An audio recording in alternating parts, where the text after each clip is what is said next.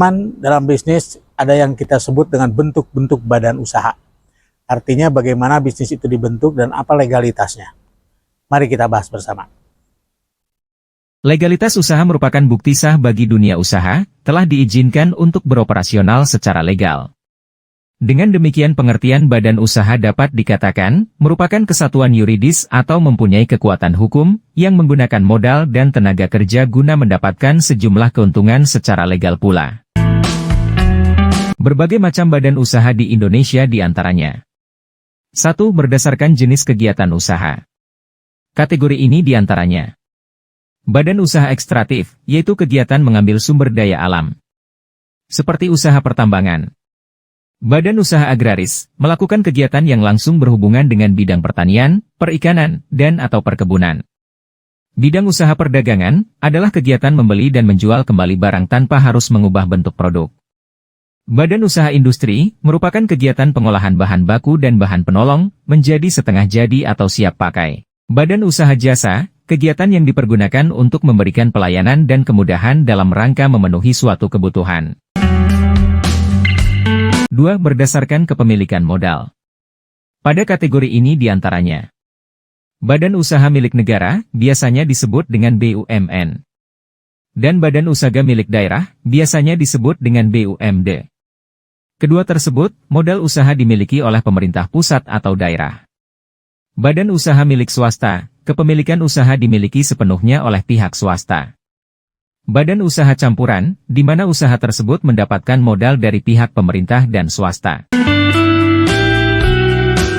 3. Berdasarkan wilayah negara. Hal ini merupakan efek dari globalisasi ekonomi dunia, yang mengakibatkan banyak jenis usaha dari luar negeri didirikan di dalam negeri. Di Indonesia dipisahkan menjadi penanaman modal dalam negeri dengan sebutan PMDN dan penanaman modal asing dengan sebutan PMA. Di Indonesia dikenal ada 5 bentuk badan usaha perusahaan legal yang diakui oleh peraturan pemerintah serta undang-undang. Terdiri dari 1. Perusahaan perseorangan. Adalah jenis perusahaan yang dijalankan oleh satu orang pemilik. 2. Perusahaan komanditer. Adalah persekutuan yang didirikan oleh beberapa orang, yang menyerahkan dan mempercayakan investasinya untuk dipakai dalam persekutuan. 3. Perseroan terbatas.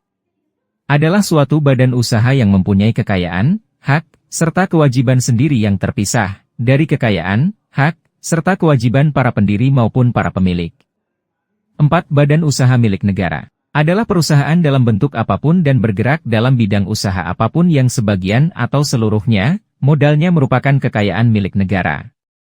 5. Koperasi. Adalah bentuk badan usaha yang beranggotakan orang-orang atau badan hukum koperasi yang melandaskan kegiatannya pada prinsip koperasi sekaligus sebagai gerakan ekonomi rakyat yang berdasarkan azas kekeluargaan. Dalam perjalanan dunia bisnis, tidak dapat dihindari strategi penggabungan perusahaan dengan tujuan untuk meningkatkan kinerja dan pada ujungnya memperoleh profit optimal. Bentuk penggabungan perusahaan terdiri dari 1. Penggabungan vertikal. Merupakan bentuk penggabungan antara perusahaan yang dalam kegiatannya memiliki tahapan produksi berbeda. Dengan gambaran sebagai berikut.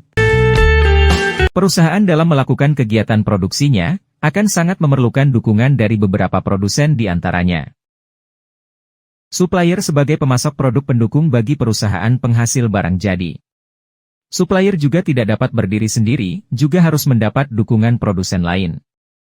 Maka perusahaan ini akan menggabungkan supplier yang memproses bahan baku, juga menggabungkan produsen bahan baku atau sumber bahan baku. Strategi ini dimaksudkan dari sisi perusahaan adanya jaminan kelanjutan usaha dan biaya produksi yang lebih murah. 2. Penggabungan horizontal. Bentuk penggabungan antara 2 atau lebih perusahaan yang bekerja pada jalur atau tingkat yang sama. Penggabungan ini bisa jadi untuk aliansi strategi atau untuk menekan persaingan. Dengan gambaran sebagai berikut.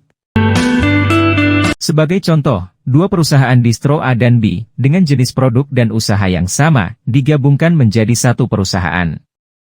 Atau usaha tetap berdiri sendiri-sendiri tanpa merubah nama dan merek, namun dalam naungan satu manajemen. Strategi ini merupakan gabungan dari 2 atau lebih perusahaan dengan usaha yang sama, Hal ini dimaksudkan untuk menekan persaingan usaha. Istilah penggabungan perusahaan yang dikenal pada dunia bisnis diantaranya, 1. Holding company, 2. Kartel, 3. Joint venture, 4. Trade association, 5. Akuisisi. Terima kasih teman sudah memperhatikan video ini, mudah-mudahan berguna. Salam.